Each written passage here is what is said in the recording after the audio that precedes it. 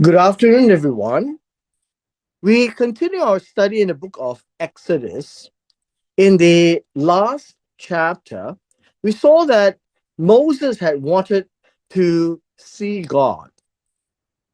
And now in chapter 34, the conversation continues, and the Lord said to Moses, and he says here, cut.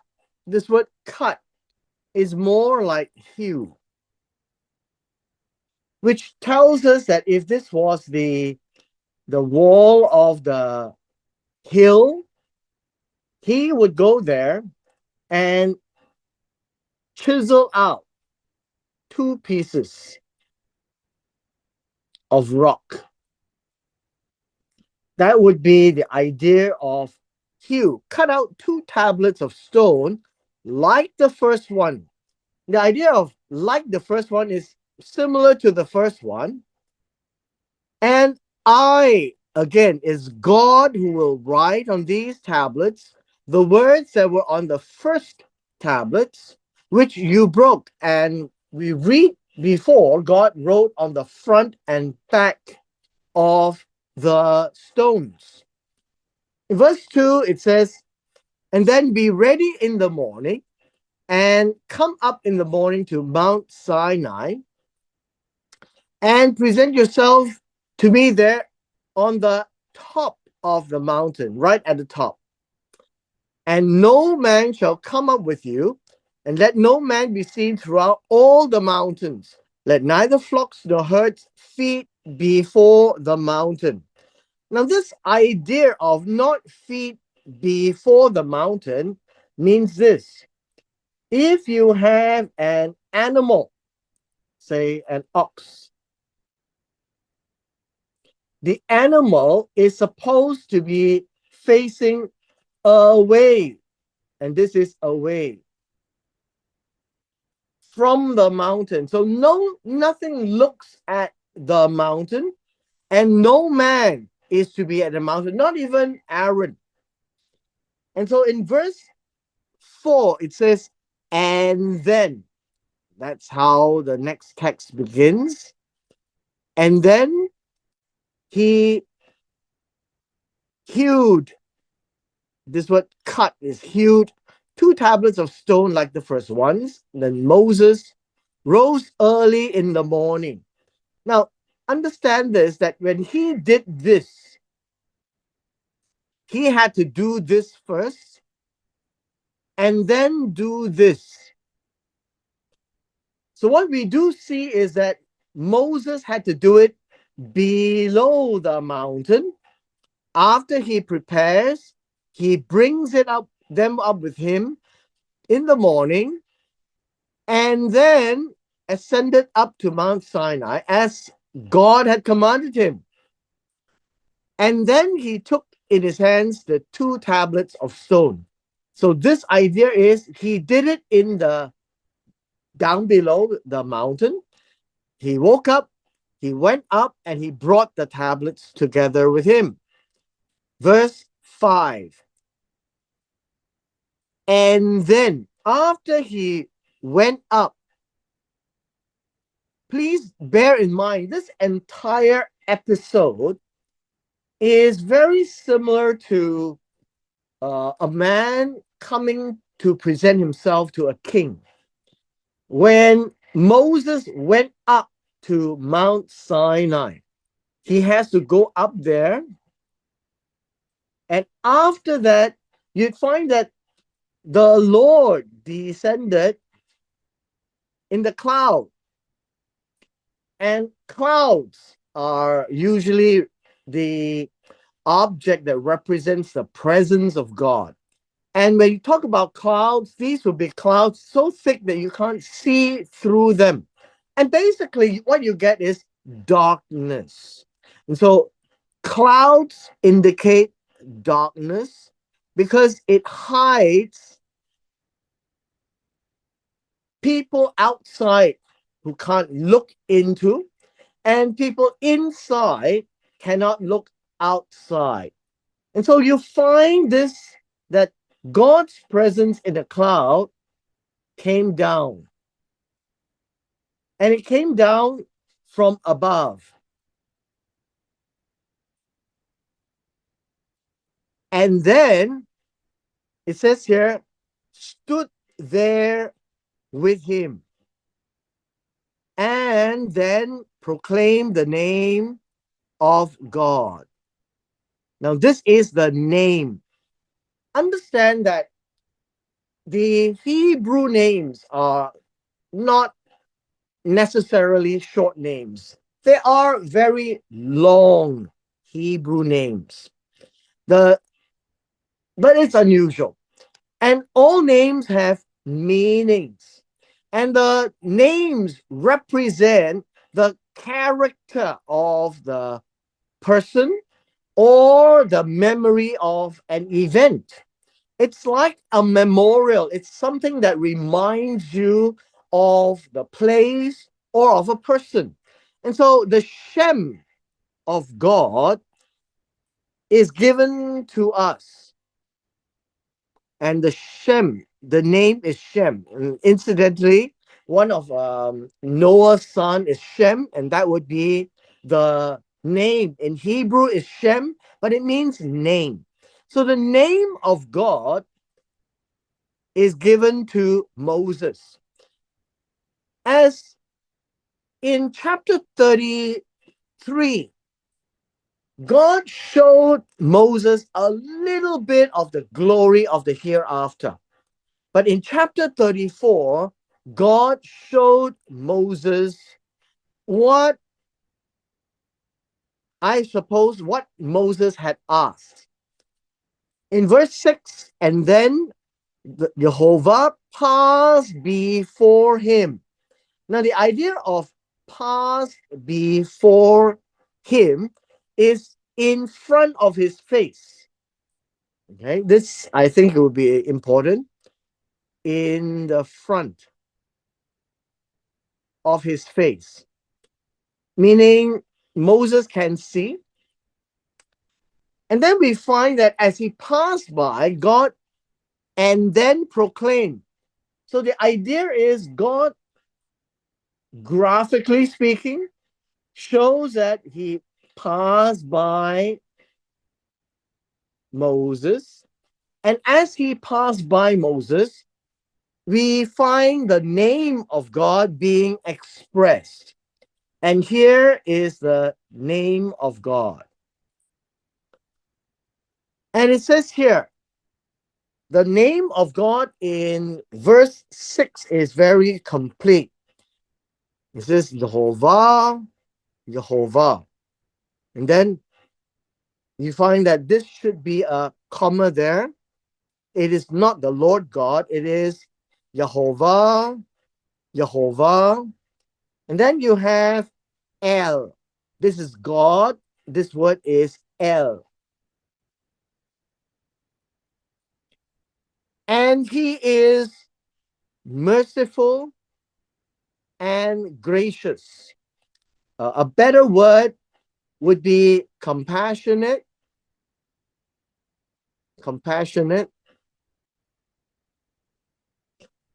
and gracious. The word here is Rachum. Rachum is about the mother having a child in the womb, because the natural word of compassion, as translated here, comes from a noun that talks about the womb, the racham, and it is an expression of compassion. Gracious would be beauty. And then we find that his character is long suffering.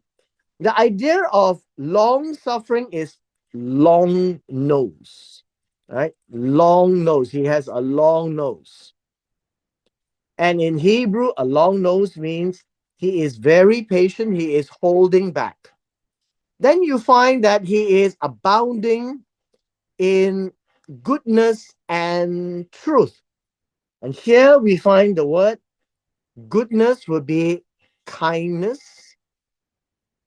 It is not goodness, it is kindness, as in chesed. And then truth is not really truth, it is trustworthiness. Now, what does that mean? What difference does it make? It is not about a doctrine, it is about a character. And here the idea is emet. Emet means faithful, trustworthy, what God says he will do. In verse 7, we continue, and we've seen these words before. It says, keeping mercy for thousands. Remember this word? Mercy is chesed. This is loving kindness. This is kindness. He shows kindness for thousands, forgiving iniquity and transgression and sins. Now, these are a lot of Hebrew names. So the first word here is forgiving iniquity. Now, when it says here for forgiving iniquity, this word forgiving is lifting. And when you lift up a burden, that's the concept of forgiveness. And he forgives sin, iniquity.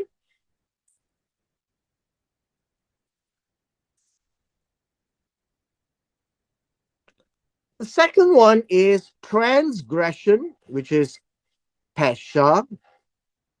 And the final one is chata. In one name, you find avon, pesha, and chata. You find that in the Hebrew expressions, they are quite granular.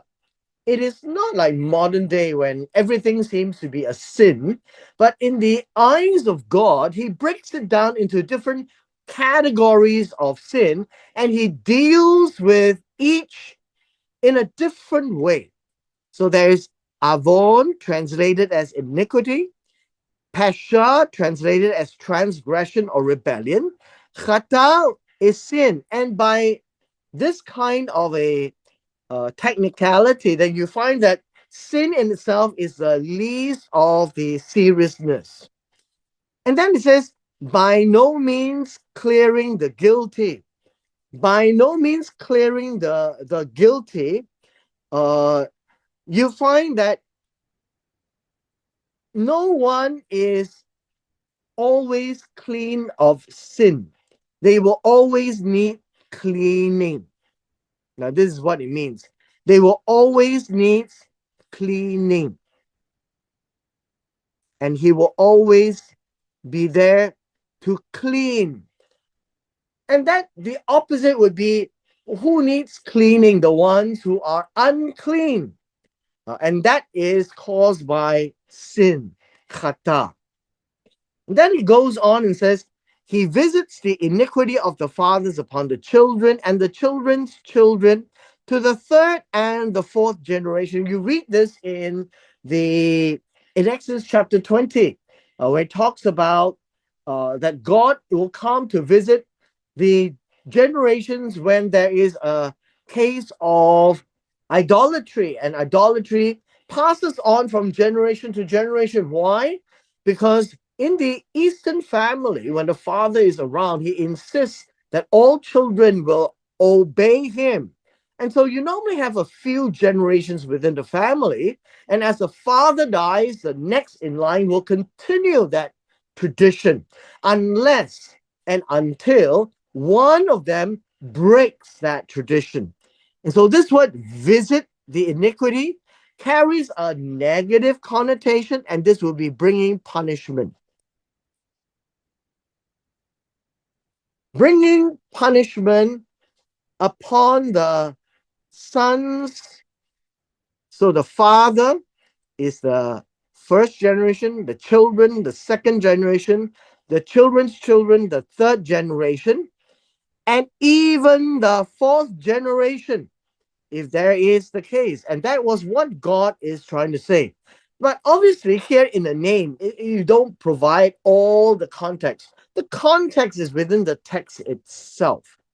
Here is what we call the longest name.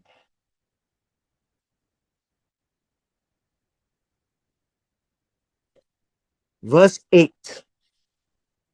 And then Moses made haste very quickly, and then he bowed his head toward the earth. Now, this idea here is he knelt down. He knelt down. This is also an Eastern Oriental, uh, I guess, Eastern Oriental culture or customs. When you say he knelt down, it could mean that his face was on the ground, like that, or he could be all on the ground, like that. And this is prostrating. Why would anyone do that? And in that custom and culture, prostrating is a very important indication that you respect the one who is before you and you are humbling yourselves. And in those cultures, you can't even look at the one who's before you. And so you find that people do it to individuals who are of greater power than you. Meaning it could be the generals, it could be the king, and in this case, God Himself. And he worshiped. Now, this is a translation problem. This idea of worship is prostrating. So he prostrated, which means this idea of bowing his head toward the earth could be one of these. But the basic understanding is they both say the same thing. Moses is noticing that this is the great God. And then he said, if now I have found grace in your eyes, O Lord. Now, this is another, I guess we've covered this before. Grace or favor is seen in the eyes of the beholder. And so Moses said, if I have found grace in your eyes, God, let my Lord, and here where it says, let my Lord in verse 9, it is Adonai, I pray, go with us. Go among us is go with us. Even though we are a stiff-necked people. Now remember, stiff-necked is like the Chinese expression, the neck is very hardened, refuse to turn. And that means very stubborn people. And so Moses represents the people and asks to pardon our iniquity and our sin and take us as your inheritance. A little bit of a retranslation is important.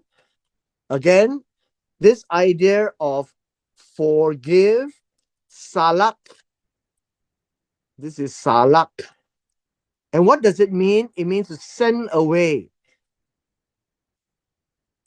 Here we have the word lifting right here. This word forgiving as in lifting.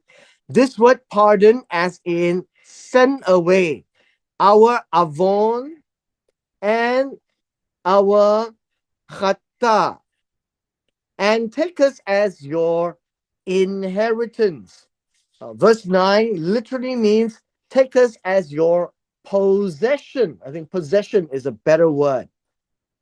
As your possession. Now, why is possession a better word than inheritance? Is because Moses is pleading to God to take them as a possession so that God will protect his possession. If it's not his possession, God would not care. And so this is an aspect when Moses understands God a whole lot better than most people. And so he prays to God to come with them so that nobody will dare attack Israel. We're now in verse 10. Now, verse 10 is extremely important. So let me explain this. And then he said, and this is God saying, and God is saying this. He says, look, I, God, make, well, the word make here is cut. I cut a covenant before all your people, means in the face, in the presence. I think that would be a good way to explain. In the presence. Now, how is it in the presence? If this was Mount Sinai and Moses was above, and then God was there with him in the clouds, but the people are away.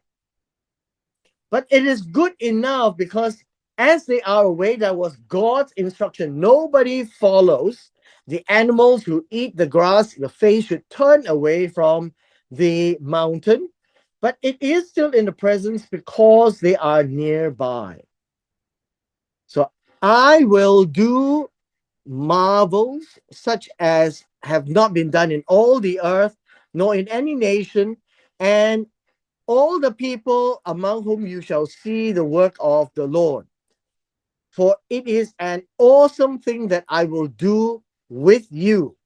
Now, this is rarely appreciated, and so I would like us to pay attention to this statement.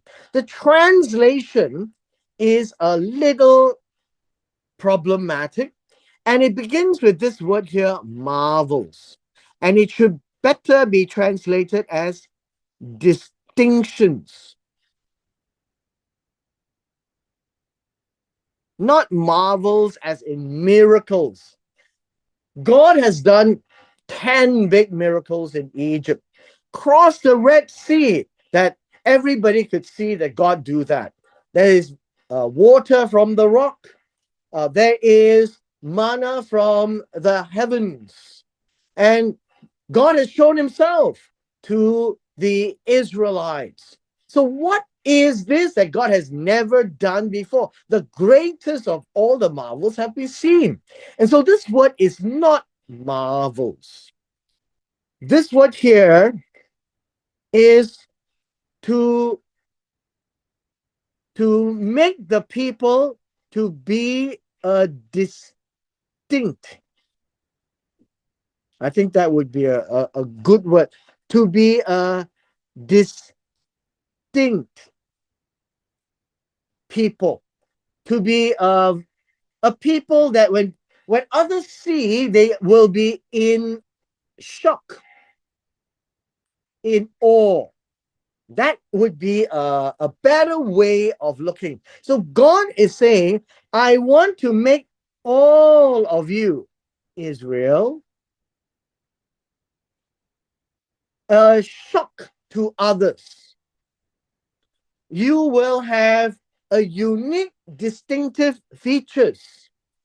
And in so doing, I want to introduce you this idea. This is what I would call the unique culture. The unique culture of Israel. God is going to make Israel so special that it has never been practiced anywhere on earth.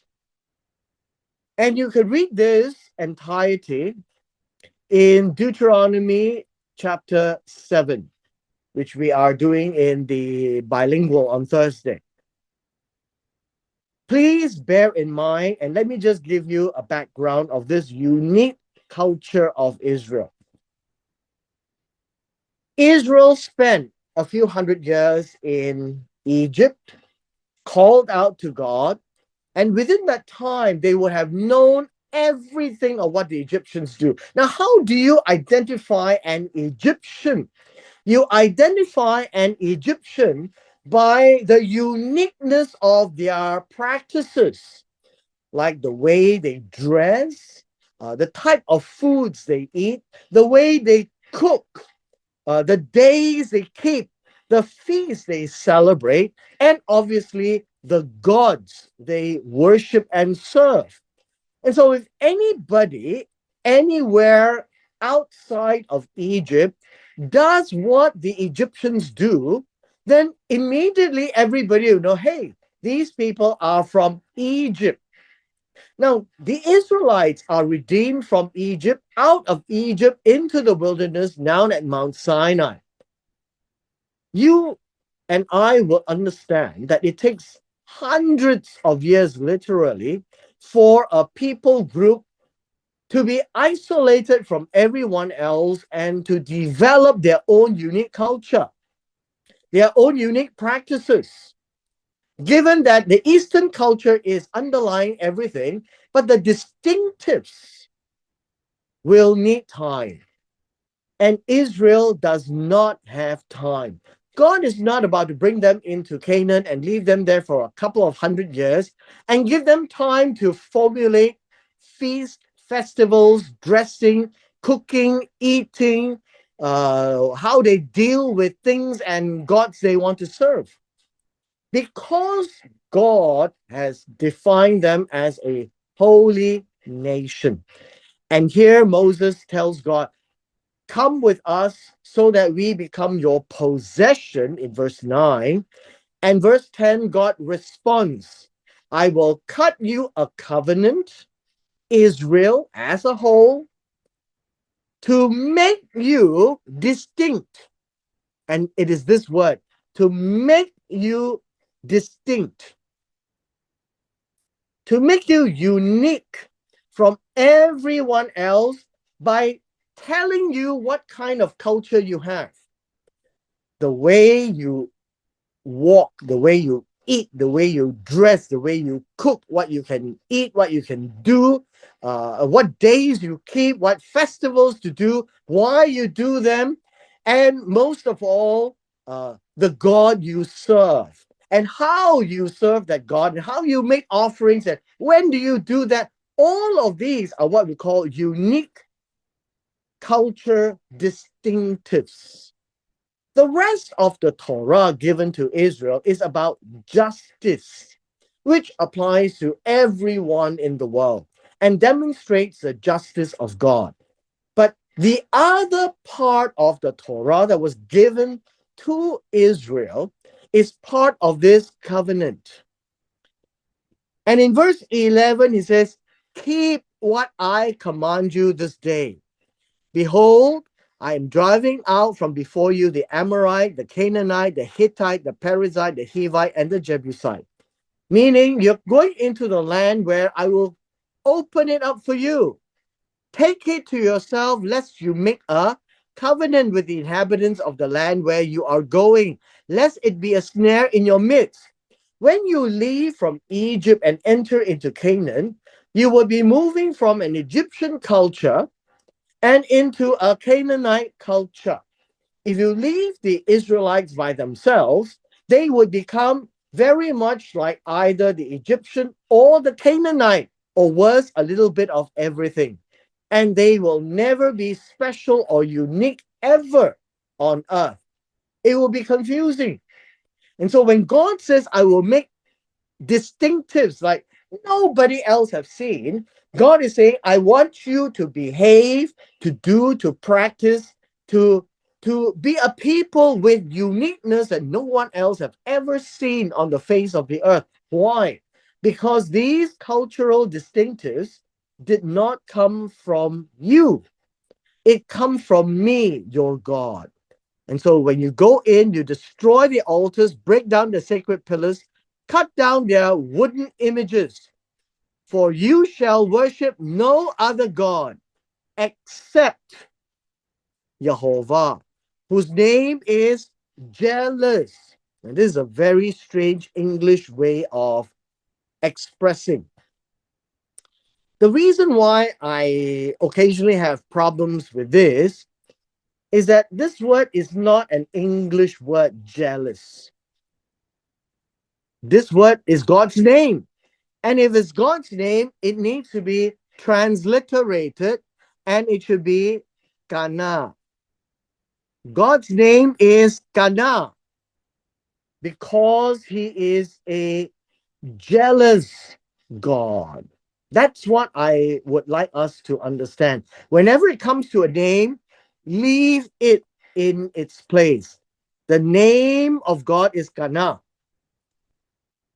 And then it says, if you don't break all this down, you will go into a peril that you may make a covenant with the inhabitants of the land, and then they play the harlot with their gods and make sacrifice to their gods, and then invites you, and you eat of his sacrifice. And then you take of his daughters for your sons, and his daughters play the harlot with their gods, and make your sons play the harlot with their gods. All of this has to do with idolatry. How do you prevent Israel from idolatry? Make sure they do not intermarry with their children. But why do you say you? It means that you, as a father, you go and eat with these people to be your friends, and then you find that, oh, their women are beautiful, their sons are beautiful and handsome, and you allow your children to intermarry, and then lo and behold, they join these Canaanites to worship their gods, their Elohim. And so God says, don't intermarry. So is intermarrying a sin in the sense that, no, you have broken the sacred rule? And the answer is no, but it's a prohibition of a prevention. Idolatry is the rule that they must not break. And in order not to break the idolatry rule, then do not intermarry would be a preventive measure. And we've read all these preventive measures all through. It's an Eastern Oriental way. You build a hedge around idolatry. So you don't go near idolatry by not intermarrying. And that is what God is saying. You shall make no molded gods for yourself. Don't replace Jehovah. He is your only God. He's a jealous God. Now, these are the distinctions. One, you have one God and one God only, and his name is Kana. Jehovah is Kana. No harlotry of the other Elohim. No molded gods. So Exodus chapter 20, when we are presented the Ten Commandments, the first thing that God comes out is really to tell no idolatry. That would be a distinctive, that's a unique culture. So when you look at the Israelites, you can safely say, hey, they're not Egyptians, they are not Moabites, they are not Jebusites, they are not Amorites. What are they? They have a God. What's the God's name? Jehovah. Then the feast of unleavened bread, you keep 7 days, you shall have unleavened bread, as I commanded you in the appointed time of the month of Aviv, springtime. For the month of Aviv, you came out of Egypt. Verse 19, you find that in Exodus chapter 12 and 13 in particular, God has said that all the womb open are mine. What do you mean all the womb open? All the womb opens for the first time. That is what it means. The firstborn. That is the purpose of this statement. The first of the womb. God says, the first of the womb are mine. The death of the firstborn is to attack the Eastern culture. particularly in Egypt, that the firstborn will replace the father on the throne. And so when there is no firstborn, it confuses the whole thing. The pride is lost. Every male firstborn among your livestock, whether ox or sheep, but the firstborn of the donkey, you can replace it with a lamb. If you do not want to replace him, then you shall break his neck. All the firstborn of your sons you shall redeem.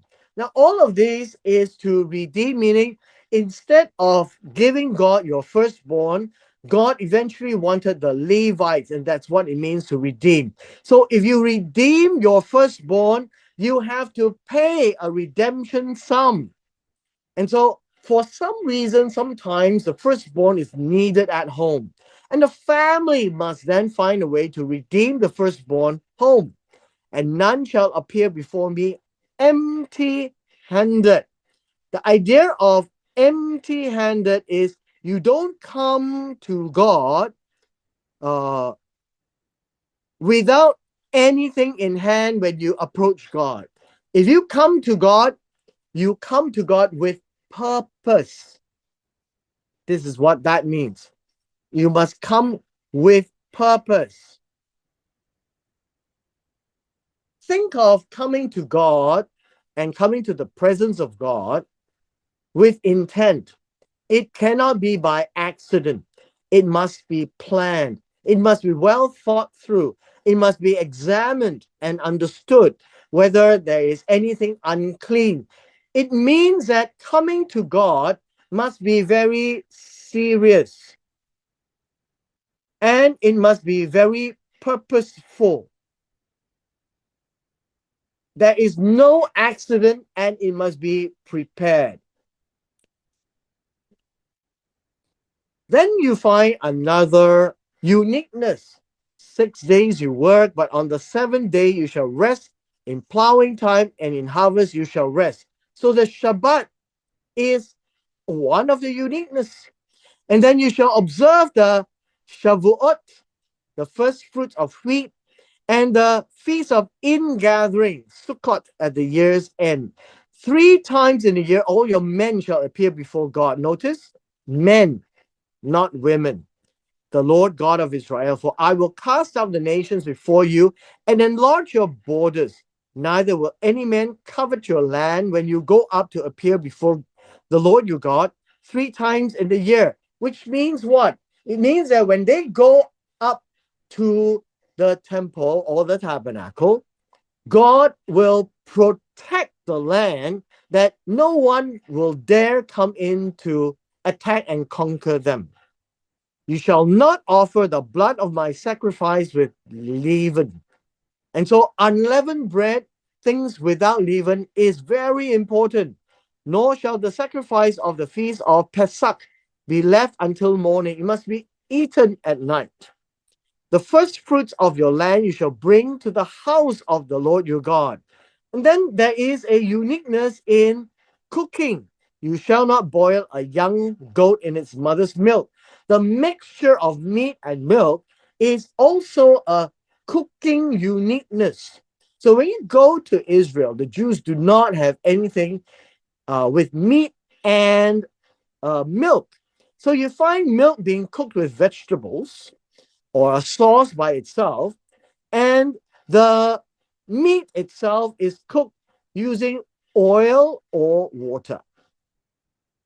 Then the Lord said to Moses, write these words, for according to the tenor of these words, I made a covenant with you and with Israel. So he was there with the Lord 40 days, 40 nights.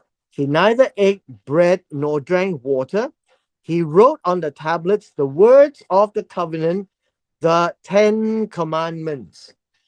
Now, this is not the movie of Charlton Heston. And so verse 28 tells us this. This is the 10 Devarim. 10 Devarim means the 10 words, literally. The 10 issues, the 10 statements. It is never called the 10 commandments. And so we need to recalibrate our idea. It is the 10 Devarim, the 10 statements or the 10 words. Verse 29. Verse 29 tells us this. It came to pass, and then it was so, when Moses came down from Mount Sinai and the 2 tablets of the witness. So whenever we say the tablets of testimony, it is always the 10 Devarim on the 2 tablets that's kept in the ark, were in Moses' hand, and when he came down from the mountain, that Moses did not know that the skin of his face shone while he talked with God. So what we find is this. You find that Moses, as Moses spoke to God. Now, how did Moses speak to God? He was in a cloud. And basically, what the text is trying to tell us is this. As God spoke to Moses, the glory of God was transmitted, but only to the skin of his face. It was not all over his body. And it is a unique phenomena. And so we can call this supernatural. What really transpired, we don't know. But the contact he came with God resulted in a shining face. Verse 30. And then when Aaron and all the children of Israel saw Moses. Now notice this is about seeing. This is visual. It is not imagined. And it says here, behold, the skin of his face shone. And then they were afraid to come near him. Because when you have a man coming down the mountain and his face was glowing, you would think that he was an alien of sorts. Because it's not natural. That's why I say it's supernatural. It is not only unnatural, but it is supernatural because the event of meeting God resulted in that unique phenomena. Verse 31. And then Moses called to them. Who is them? These are all the rulers, the leaders, and then Aaron and all the rulers of the congregation came back to him. And then Moses talked with them. After this, all the children of Israel came near. And in verse 32, and then he gave them as commandments all that the Lord had spoken with him on Mount Sinai.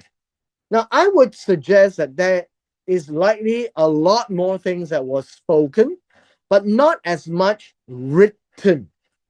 What was written is very general, meaning these are the general headings of the what and the why.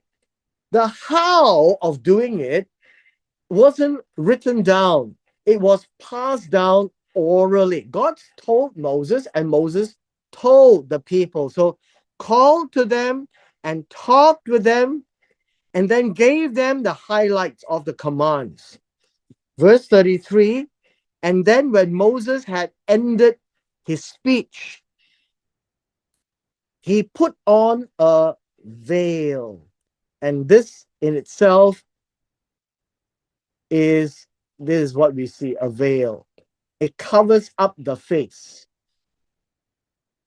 And as it covers up the face, it covers up the shining that is captivating.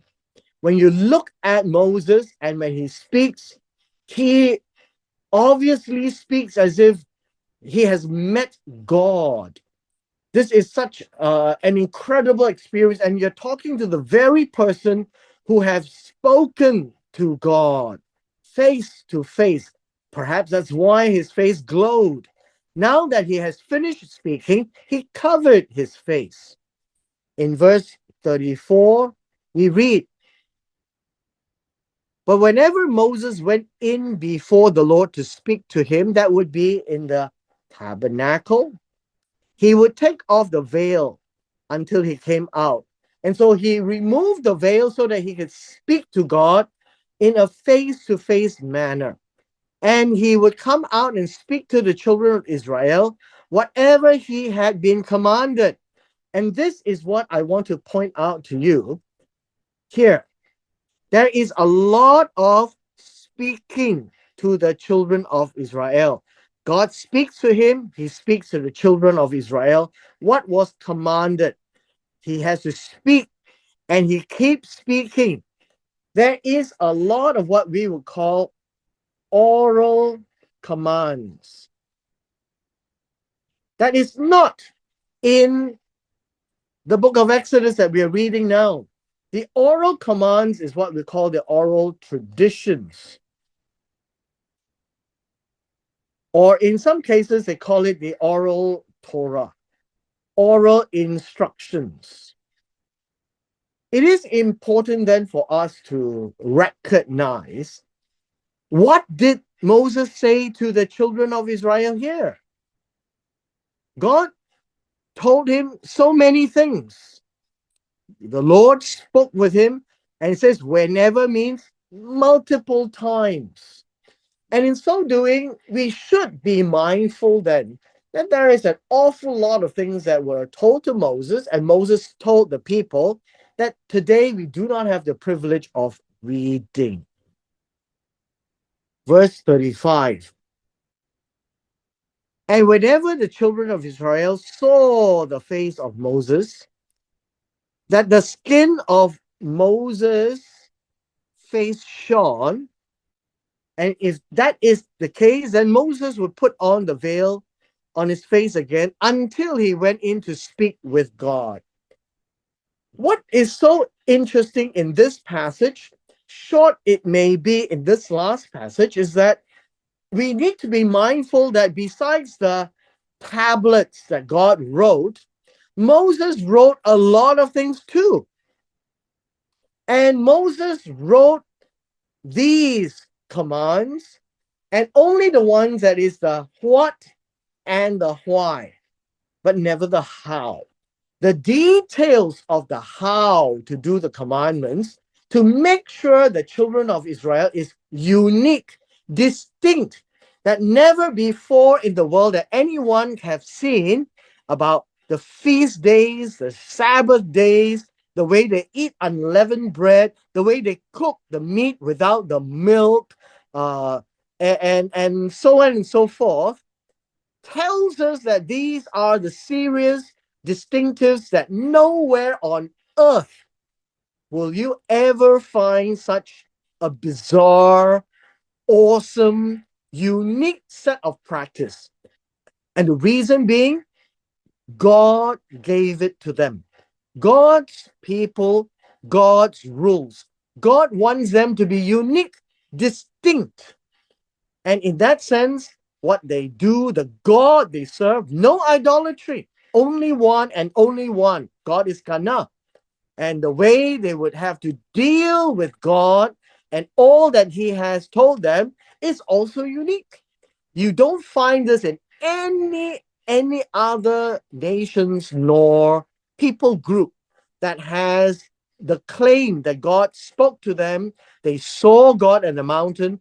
God gave all these uniqueness, because if it wasn't God giving them, this would be a really odd group of people. Bizarre, in fact. So unique that no one in their right mind would want to do this. but they are doing it anyways because they recognize that by doing so, no one in the world will do it. And so they are the one and only people in the world. And that is why God cut this covenant with the children of Israel, that they are his unique possession. And with this, we come to the end of our session today.